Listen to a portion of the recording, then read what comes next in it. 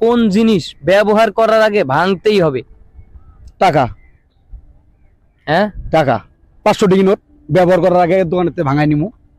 না এটা তো ব্যবহার ছাড়াও ভাঙতে পারবেন। ধরেন যে আমার এক দোকানে খাইলাম, 500 টাকায় বিল হলো, 500 টাকার নোট দিয়ে চলে আসলাম, কিন্তু এটা তো ভাঙা লাগলো না, না। এটা তো পুরাটাই গেল। এখন কোন জিনিস ব্যবহার করার আগে ভাঙতেই হবে? লার্কি এমন করে ভাইঙ্গা আমি চুলায় ঢুকাই দিলাম। না, লার্কিও তো না ভাঙলেও আপনি পুড়তে পারবেন, সমস্যা নেই। পারবো না ভাই। পারবেন না? একটু চিন্তা করে দেখেন। ওইতে আজব আজব জিনিসটা প্রশ্ন লয়ে আন ভাই। আমি একটু ক্লু দেই যে এই জিনিসটা মেয়েদের পক্ষে বেশি হয় আর কি, মেয়েরা বেশি ব্যবহার করে জিনিসটা। মেয়েরা বেশি ব্যবহার করে। জি। হিজাব। না, হিজাব তো ভাঙতে হয় না।